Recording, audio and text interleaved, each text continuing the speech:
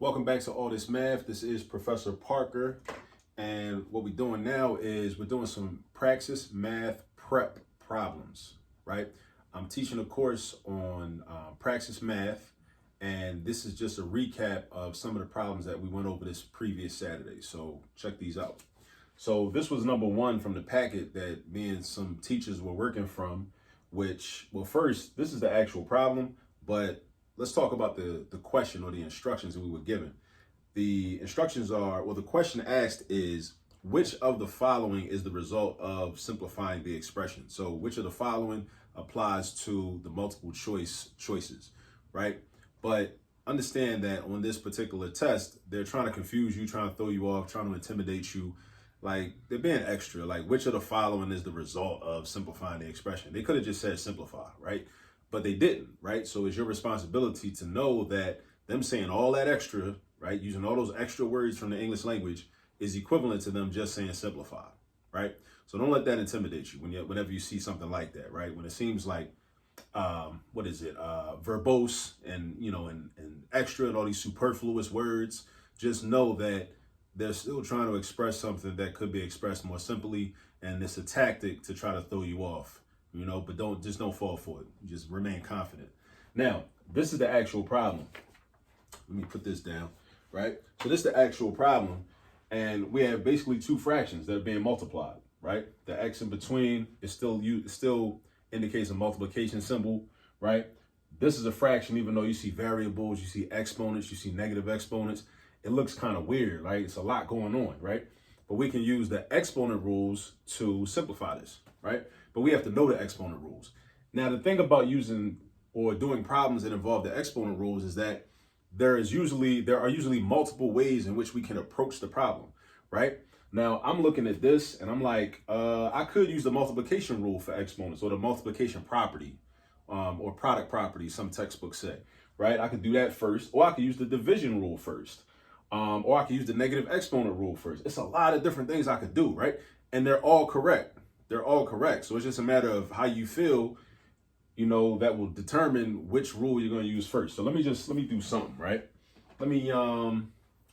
I see that we got an A right here and an A right here, and we got a B right here and a B right here. So I want to, with this, what I want to do, I want to combine these two fractions into one fraction. I want to basically consolidate them, right?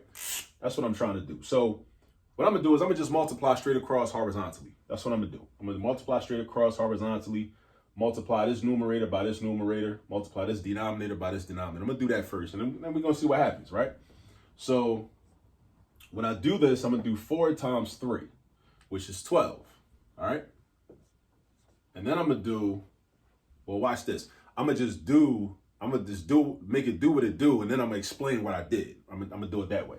So I got my 12, and then I'm going to have a to the 0, and then b to the third. And then in my denominator, I'm going to have a to the fourth, and I'm going to have b to the negative 1. Now, let me explain why I did that, or why I was able to do that. The 12, I already talked about that. The 12 came from doing 4 times 3, right? But this a to the 0 power, where'd that come from?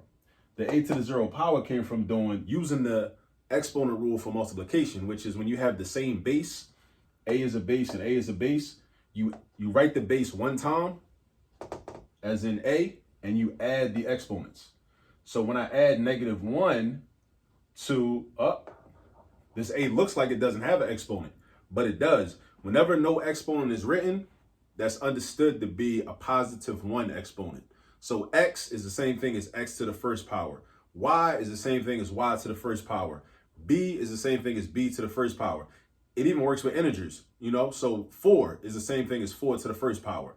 1/2 is the same thing as 1/2 to the first power, and so on and so forth. So if no exponent is written, we understand that it carries an exponent of 1 automatically, even if it's not stated explicitly. All right. So that's why I got the 0, because negative 1 plus 1 equals 0, right? So make sure we know how to do arithmetic with positive and negative numbers too. That's another thing. When we want to use the exponent rules, we got to know how to do arithmetic with positive and negative numbers, because that's going to come into play. Now this b to the third is just in the mix already. It's just there. There's no other b to be multiplied with it in the numerator over here. So we just write it.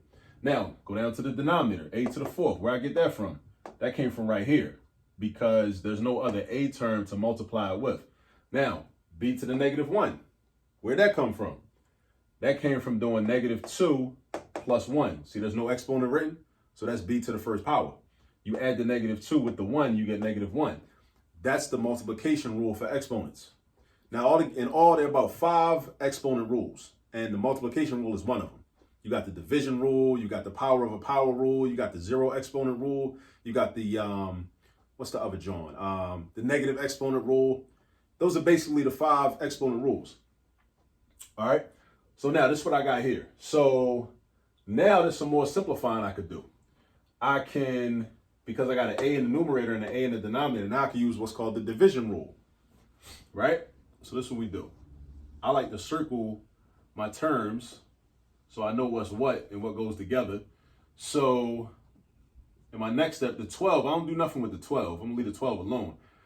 I'm gonna have 12a to the negative 4 times b to the fourth power. And now notice it's not a fraction no more. It's not a fraction no more because these two terms that were in the denominator, they now get consolidated into one a term and one b term.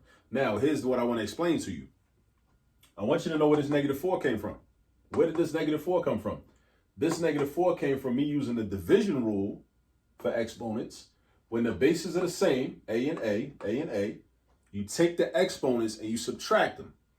You subtract the exponent in the numerator minus the exponent in the denominator. So I do 0 minus 4, which is negative 4. So I got a to the negative 4, right?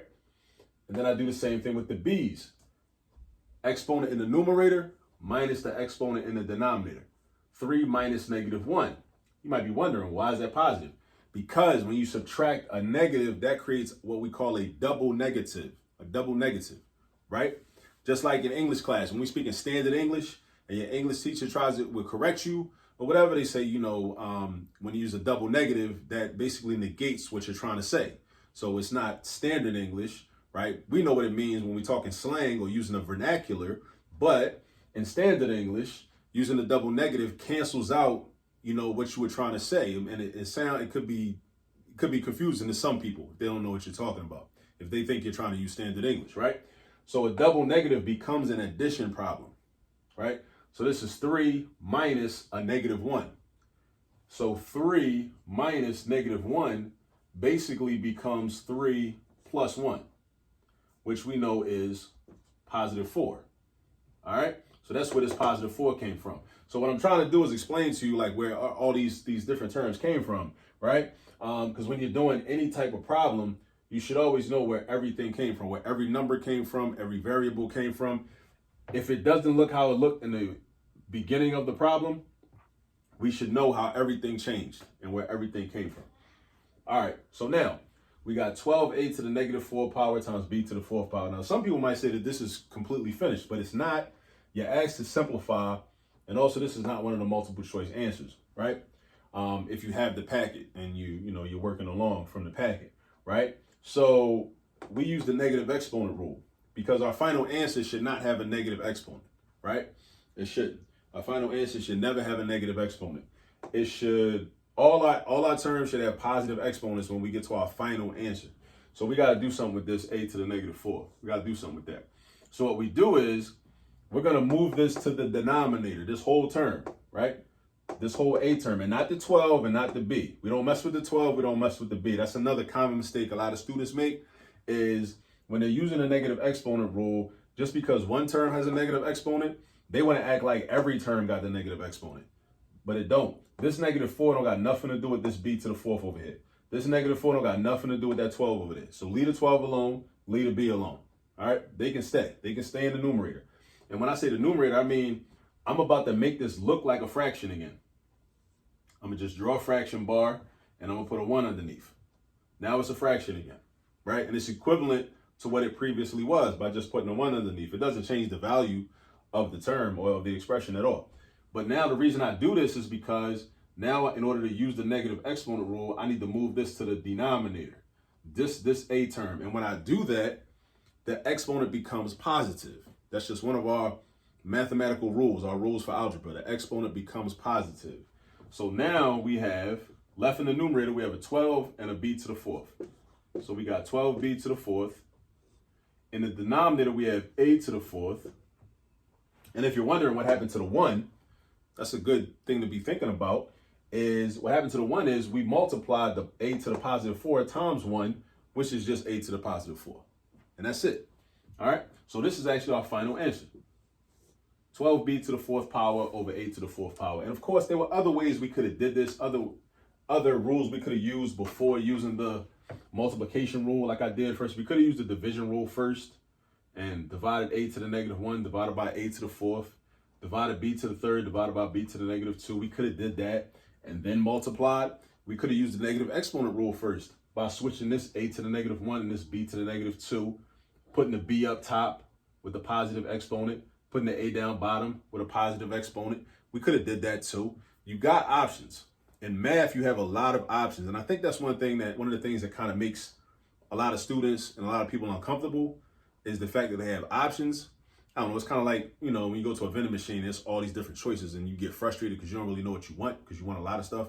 I don't know, maybe it's got something to do with that, you know, the psychology involved with that. But the thing is, once you know the exponent rules and you're comfortable with them and you're familiar with them, you can then kind of pick and choose which rule you want to use first if you encounter a problem where you know you have to use multiple rules, you know, or a few of the, you know, exponent rules, you know, but it takes familiarity and it takes comfort. So this is a good example of a problem that involves the exponent rules.